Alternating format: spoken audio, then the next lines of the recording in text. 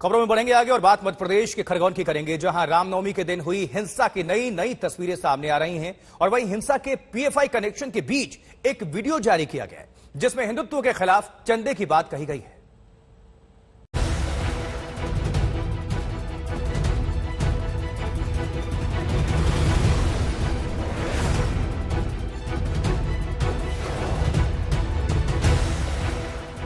रामनवमी के दिन खरगोन कैसे जला, इसकी तस्वीरों की किश्त लगातार सामने आ रही है।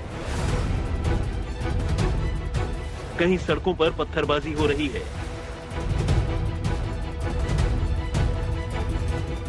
कहीं घरों को जलाया जा रहा है।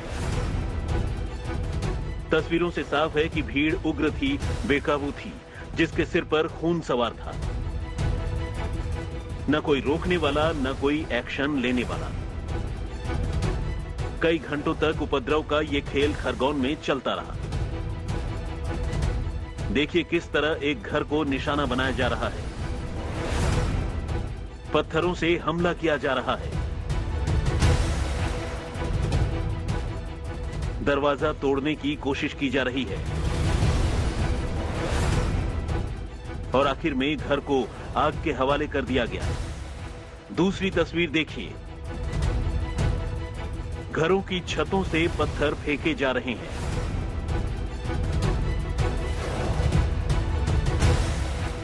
एक नहीं कई घरों से यह खेल चल रहा है। सड़कों पर आगजनी हो रही है। पुलिस और उपद्रवियों के बीच संघर्ष चल रहा है। एक के बाद एक तस्वीर माहौल खराब कर रही है। तस्वीरों की नई किश्त जारी होती है, अफवाहों का बाजार गर्म हो जाता है। कहीं अफवाह उड़ती है, कहीं फिर शुरू हो जाती है। अफवाहों के साथ फेक तस्वीरें भी जारी होती हैं। अब प्रशासन की नजर इन्हीं अफवाहों पर नियंत्रण पर है। जो अफवाह के लिए जो हमने अभी भी ये बताए हैं, बहुत कठोर कार्रवाई होगी। जो लोग जो सोशल मीडिया पर जो है हेट्रेड का जो मैसेज डाल रहे हैं या जो है कोई रूमर फैलाते हैं, पथराव यहाँ हो रही है, जब वहाँ कुछ नहीं था, हम भी कल रात वहीं थे, ठीक है। सो इस प्रकार के मैसेजेस जो है आप लोग को अवॉइड करना है, तभी जाके कर्फ्यू जो है आगे जाके खत्म हो सकती है। आपकी ज़कात का एक हिस्सा जिससे हिंदुत्व सबसे ज्यादा घबराता है। इस बीच पीएफआई संगठन का एक वीडियो सामने आया है जिसमें मुस्लिम समुदाय से चंदा देने की बात कही जा रही है, जिसमें कहा गया है कि ज़कात यानी चंदा ही है जिससे हिंदुत्व सबसे ज्यादा घबराता है। वह फास्तायत मुखालिफ सरगर्मियों के लिए ईंधन का काम करता है। पीएफआई का नाम खरगोन और करौली की हिंसा में सामने आ चुका है, जिसे लेकर जांच चल रही है। इतना ही नहीं, दिल्ली दंगे और यूपी के दंगों में भी पीएफआई का कनेक्शन सामने आया था। मध्य प्रदेश में पीएफआई ने सबसे ज्यादा पैर पसारे हैं। ऐसे में इसको बैन लगाने को लेकर भी लगातार घमासान जारी है। अपनी ज़कात व सदकात में पॉपुलर फ्रंट के हिस्से को याद रखिए। ये बिल्कुल ठीक है कि जिस प्रकार से खरगोन की जो घटना हुई, एक साथ इस प्रकार से आगजनी होना, पत्थरबाजी होना, ये सुनियोजित षड्यंत्र था। और इसमें कहीं न कहीं मैंने पहले भी उल्लेख किया था कि इसमें कई प्रकार की ताकतें इन्वॉल्व हैं, पीएफआई से लेकर के और भी ऐसे जो ऑर्गेनाइजेशन हैं जो इस प्रकार की अस्थिरता लाना चाहते हैं, उनके द्वारा भी इनको संरक्षण, इनका संवर्धन और इनको हर प्रकार की फंडिंग करने का भी प्रयास हुआ है। ये वास्तव में बड़ी जांच का विषय है और दिग्विजय सिंह जैसे जो लोग हैं वो हमेशा से यही करते आए हैं। लेकिन भाजपा शासित मध्य प्रदेश से लेकर बिहार और बाकी कर्नाटक जैसी जगहों में क्यों उन्माद भड़का हुआ है? पीएफआई को बैन करने की बात करते हैं। 8 साल से सरकार में आप है, क्यों नहीं पीएफआई को बैन करते हैं? ये झुंझुना कब तक बजाइएगा आप? मैं जानना चाहती हूँ ऐसी क्या व्यवस्था है कि आप पीएफआई को नहीं बैन कर सकते हैं? सरदार पटेल ने 5 दिन में आरएसएस को बैन किया था हिंसा और उन्माद फैलाने के लिए। आपकी डबल इंजन की सरकार है, आपकी केंद्र सरकार है। आपके सॉलिसिटर जनरल ने सुप्रीम कोर्ट को 2020 दिसंबर में बताया था पीएफआई को बैन करने वाले हैं। तो मुहूर्त ढूंढ रहे हैं, क्या कर रहे हैं? एजेंसियां जांच कर रही है कि आखिर खरगोन की घटना सुनियोजित थी या नहीं, क्या उसका पीएफआई से कनेक्शन है। कमलजीत संधू और दिल्ली से अरविंद ओझा के साथ आज तक ब्यूरो। और देखिए, कल रूस के युद्धपोत को यूक्रेन ने तबाह करने का दावा किया। खबर है कि अमेरिका और पश्चिमी देशों की मोस्कवा नाम के इस युद्धपोत पर नजर थी। कई हफ्तों की निगरानी के बाद जब यह पता चला कि रूस की तरफ से इसे पर्याप्त सुरक्षा नहीं दी गई, तो 2 ड्रोन भेजकर इसे धोखा दिया गया। अब जानबूझकर ड्रोन युद्धपोत की रडार में आए, इससे मोस्कवा का ध्यान भटका और 2 नेपच्यून मिसाइल्स ने उनका काम तमाम कर दिया। देखिए, अमेरिका इस युद्धपोत के डूबने से डरा हुआ है क्योंकि इस पर 2 एटमी मिसाइल्स थी। अब माना जा रहा है कि इसमें P-1000 सुपरसैनिक मिसाइल्स थी, जिससे भविष्य में परमाणु हादसा होने का डर विशेषज्ञों को, एक्सपर्ट्स को सता रहा है। जिस जगह से रूस के फ्लैगशिप युद्धपोत ने P-1000 सुपरसोनिक मिसाइल का परीक्षण किया, उसी जगह यूक्रेन ने उसे डुबो दिया। सवाल यह है कि पुतिन के महाबली के डूबने से अमेरिका क्यों चिंतित है? क्यों अमेरिका को पुतिन के परमाणु हमले का डर सता रहा है? इन सवालों की वजह ये रूस की सेना का सबसे अहम युद्धपोत है, जो अकेले ही यूक्रेन को दहराने में जुटा हुआ था। यूक्रेनी कमांडरों ने बताया कि वो पिछले कई दिनों से काला सागर में रूसी नौसेना के क्रूजर मोस्कवा पर नजर बनाए हुए थे। जैसे ही मौका मिला, उन्होंने 12,500 टन के इस विशालकाय युद्धपोत को ध्वस्त कर दिया।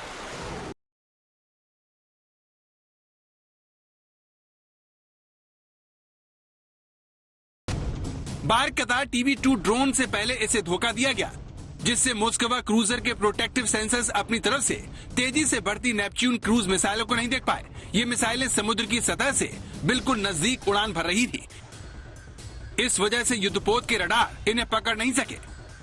2 नेपच्यून मिसाइलों के टकराते ही 611 फीट लंबे मोस्कवा पर भयानक विस्फोट के बाद आग लग गई और ये युद्धपोत डूब गया।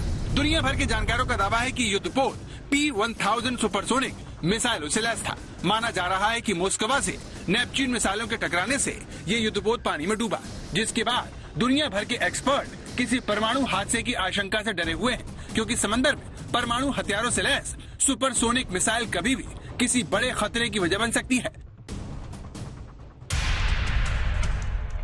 ये देखिए, आपके टीवी स्क्रीन पर जो मिसाइल दिख रही है वो P-1000 सुपरसोनिक क्रूज मिसाइल है, जिन्हें रूस की सेना ने मोस्कवा पर अमेरिकी एयरक्राफ्ट कैरियर पर हमले के लिए तैनात कर रखा था और जिसका परीक्षण रूस ने पिछले साल अप्रैल में दुनिया को करके दिखाया था। अब सवाल यह है कि रूस के डूबे वॉरशिप में परमाणु मिसाइलों के भी डूबने से आसपास के देशों को क्या खतरा है और क्यों इससे दुनिया को चिंतित होना चाहिए। रूस का जो वॉरशिप डूबा है वो अपने आप में उनके लिए एक बहुत धक्का है, बहुत बड़ा धक्का है। और अगर वो नेपट्यून मिसाइल के जरिए डूबा है तो और भी बड़ा धक्का है रशिया को मिलिटरली, बिकॉज नेपट्यून मिसाइल की बात यह है कि ये कोई वेस्टर्न सप्लाइड मिसाइल नहीं है। ये वहीं की फैक्ट्रीज ने, आर्टम ने, आर्सेनल ने, उनके जो खार्किव की फैक्ट्री है, ये उनके लोगों के लूज का डिज़ाइन किया हुआ वो है मिसाइल है। तो अगर उससे उन्होंने इतने उनके प्रोमिनेंट वॉरशिप को डुबो दिया जो कि मेजर था, तो ये यूक्रेन के लिए बहुत बड़ी सक्सेस स्टोरी है और रशिया के लिए बहुत चिंता का विषय है मिलिटरली। वो डेड फॉर्म में होते हैं, अगर वो डूब जाते हैं या जल समाधि लेते हैं तो उसमें रेडिएशन का इसका कोई खतरा नहीं होना चाहिए। मुझे उम्मीद नहीं है कि उसको मेट करके रखा गया था। अमेरिका और नाटो देशों के लिए चिंता यही खत्म नहीं होती, क्योंकि जिस वॉरशिप को डुबोकर यूक्रेन खुश हो रहा है वो इस युद्ध को सबसे खतरनाक चरण में पहुंचा सकता है। अमेरिकी खुफिया एजेंसी CIA के डायरेक्टर विलियम बर्न्स ने चेतावनी दी है कि रूस रणनीतिक या कम क्षमता वाले परमाणु बम का इस्तेमाल कर सकता है। उन्होंने कहा कि रूस भले ही अपने परमाणु हथियारों को अलर्ट पर रखने का दावा कर रहा है, लेकिन हमने ऐसे बहुत ज्यादा व्यवहारिक साक्ष्य नहीं देखे हैं जो परमाणु हथियारों की तैनाती को दिखाएं।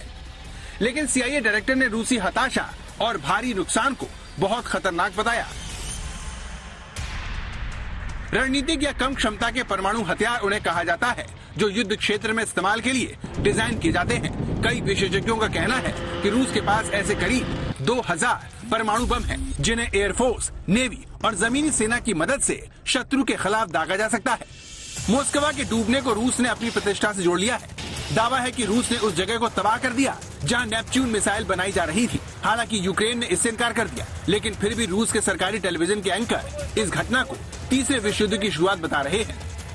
We obviously take any potential nuclear threat very, very seriously. And when we noted early on in the conflict when Mr. Putin decided to offer some bellicose rhetoric with respect to nuclear capabilities that we noted at the time that we took that seriously, and that we continue to monitor it as best we can.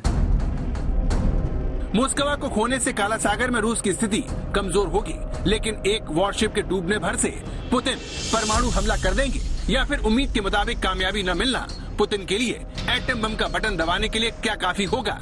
इस बारे में हमने expert से पूछा। ये दलील तो बिल्कुल काफी नहीं है, और मैं ये नहीं सोचता हूँ कि अभी वो मौका पहुंचा है या वो स्थिति आई है जब उनको एटम बम गिराने की इवन मिलिटरली कोई जरूरत पड़े, क्योंकि अभी जो अस्त्रों का या शस्त्रों का जो एस्केलेशन होना है, अभी उनके पास और भी बहुत से ऑप्शंस हैं जो इस्तेमाल में नहीं आए हैं। तो ये समझना कि अभी वो एटम बम गिरा देंगे जैसी कि बातें चल रही हैं, और CIA के डायरेक्टर ने भी एक अनुमान लगाया है, मेरा सोचना है कि अभी वो मौका नहीं आया है, और वो ऐसी हरकत करने से पहले उन्हें दसियों बार सोचना पड़ेगा।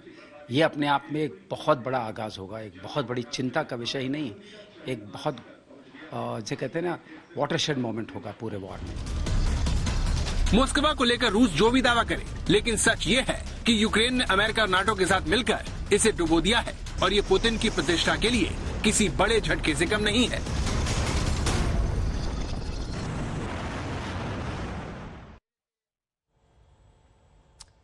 और इस बीच दुनिया भर के सारे वॉर एक्सपर्ट्स, जानकार जो बाइडेन के यूक्रेन जाने से डरे हुए हैं, सहमे हुए हैं। उन्हें लगता है कि अमेरिकी प्रेसिडेंट का यह दौरा विश्व युद्ध को भड़का सकता है, लेकिन कैसे, उसे जानने के लिए आपको हम एक स्पेशल रिपोर्ट दिखाते हैं।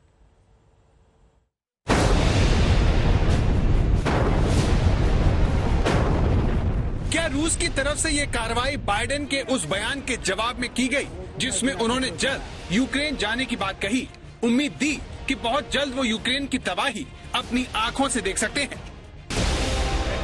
नाटो देशों में आजकल यूक्रेन जाने की होड़ लगी हुई है। ये तस्वीर 2 दिन पुरानी है, जब यूक्रेनी राष्ट्रपति जेलेंस्की के साथ बाल्टिक देशों के 4 राष्ट्राध्यक्ष कीव के उपनगर बोरोटियांका की तबाही का जायजा लेने के लिए निकले थे। इस तस्वीर के जरिए पोलैंड, लिथुआनिया, लातविया और एस्टोनिया के नेताओं ने यूक्रेन के राष्ट्रपति जेलेंस्की के साथ एकजुटता दिखाई। इसी तरह से यूनाइटेड किंगडम के PM बोरिस जॉनसन ने भी यूक्रेन आकर जेलेंस्की का समर्थन किया। लेकिन जानकार बाइडेन के कीव में जाकर नुकसान का जायजा लेने को बहुत खतरनाक बता रहे हैं, जिससे हालात हाथ से निकल सकते हैं। रूस ने गुरुवार को ही बाल्टिक सागर में अपने ठिकाने पर परमाणु हथियार तैनात करने की धमकी दी, जिसके जवाब में 24 घंटों के अंदर बाल्टिक सागर में नाटो ने अपने 5 युद्धपोत उतार दिए। रूस ने फिनलैंड, स्वीडन को धमकाया कि वो नेटो देशों में शामिल हुए तो खैर नहीं, इसके तुरंत बाद नेटो ने युद्धपोत उतार दिए। नीदरलैंड की रॉयल नेवी के युद्धपोत के नेतृत्व में कुल 5 जहाज बाल्टिक सागर में युद्धाभ्यास करेंगे। ये सीधे सीधे रूस से निपटने की तैयारी है। फिनलैंड की PM सना मारिन ने बुधवार को नाटो में शामिल होने को लेकर बयान दिया था, जिसमें स्वीडन ने भी हाँ में हाँ मिलाई। दोनों देश रूस के पड़ोसी हैं और उनका नाटो में शामिल होना पुतिन को हरगिज कबूल नहीं होगा। इसीलिए इस घटना ने यूक्रेन युद्ध को पहले से कई गुना ज्यादा खतरनाक बना दिया है, क्योंकि उम्मीद के मुताबिक नतीजे न मिलने से पुतिन का पारा हाई होता जा रहा है। जंग में हताश पुतिन जीत के लिए परमाणु हमला भी कर सकते हैं। बाल्टिक सागर के आसपास नाटो देशों की सीमाएं हैं। अगर रूस की सेना का एक भी बम नाटो देशों की सीमा में गिरा तो फिर विश्व युद्ध शुरू हो सकता है। सभी 30 नाटो देश आर्टिकल 5 से बंधे हैं, जो कहता है कि किसी भी सदस्य देश पर हमला सभी देशों पर हमला माना जाएगा। The Russian Federation knows where we stand in terms of our commitment to Article 5. The idea, the sacrosanct commitment we have that an attack on one is an attack on all, but we don't have responsibility. जब माहौल इतना खराब है, तब Biden का Ukraine जाना हालात को बद से बदतर ही करेगा, क्योंकि पिछली बार जब अमेरिकी राष्ट्रपति जो बाइडेन पोलैंड आए थे, तब उन्होंने पुतिन को कसाई कहकर नाराज कर दिया था। You may remember I got criticized for calling Putin a war criminal. Well, the truth of the matter, you saw what happened in Bucha. This warrants him, he is a war criminal. But we have to gather the information. We have to continue to provide Ukraine with the weapons they need to continue the fight. And we have to gather all the detail so this can be have a war crime trial. This guy is brutal. And what's happening in Bucha is outrageous. And everyone's seen it. Up to Allah. No, I think it is a war crime. Putin के लिए अमेरिकी राष्ट्रपति ने ये बातें रूस की सीमा से सिर्फ 100 किलोमीटर दूर पोलैंड में कही थी। पुतिन को उकसाने के लिए बाइडेन यहीं नहीं रुके और उन्होंने पुतिन को सत्ता से हटाने की बात कहकर अमेरिकी नीयत पर ही सवालिया निशान लगा दिया। हालांकि जो बाइडेन के इस बयान से व्हाइट हाउस ने किनारा कर लिया, लेकिन ये शब्द पुतिन के सीधे दिल में जाकर चुभे, जिसका खामियाजा यूक्रेन को भारी तबाही के रूप में उठाना पड़ा। अब सवाल ये है कि अगर बाइडेन इस माहौल में यूक्रेन गए तो फिर इससे पुतिन की स्थिति कैसे कमजोर हो सकती है। इस सवाल पर जानकार कहते हैं, युद्ध को आगे बढ़ाने के लिए, एक फ्रोजन कॉन्फ्लिक्ट की तरफ ले जाने के लिए, लंबे समय तक खींचने के लिए एक आगाज होगा, जो कि इस ट्रांस अटलांटिक क्षेत्र और जो यूरोप के अंदर के लिए एक अच्छी चीज नहीं होगी। बाइडेन साहब क्यों कर रहे हैं? इसलिए कर रहे हैं कि देखिए, जो वो चाहते हैं कि रूस इधर लगा रहे और जो इंडो पैसिफिक में हो रहा है चाइना की तरफ से या जो उसे, तो ये एक खेमे ना आए। तो इसलिए हो सकता है कि देखिए, पुतिन साहब के लिए क्या है इसका, ठीक है, एकदम डायरेक्ट कन्फ्रंटेशन है। ऑलरेडी कन्फ्रंटेशन तो है ही है, यूनाइटेड स्टेट्स ऑफ अमेरिका और रशिया के बीच में है। युद्ध भूमि यूक्रेन है और एक फ्रंटलाइन स्टेट की तरफ, मगर बर्बादी यूक्रेन की हो रही है, और भी बर्बादी होगी और भी टफ स्टैंड होगा। बाल्टिक सागर में रूस का परमाणु हथियार तैनात करना, नाटो का यहाँ पर अपने जंगी बेड़ों के साथ युद्धाभ्यास करना, नाटो देशों का लगातार यूक्रेन जाकर रूस के खिलाफ एकजुटता का प्रदर्शन करना और सर्बिया को चीन की तरफ से हथियार देना, ये बताता है कि दोनों तरफ के खेमे लगातार एक दूसरे की घेराबंदी में जुटे हुए हैं।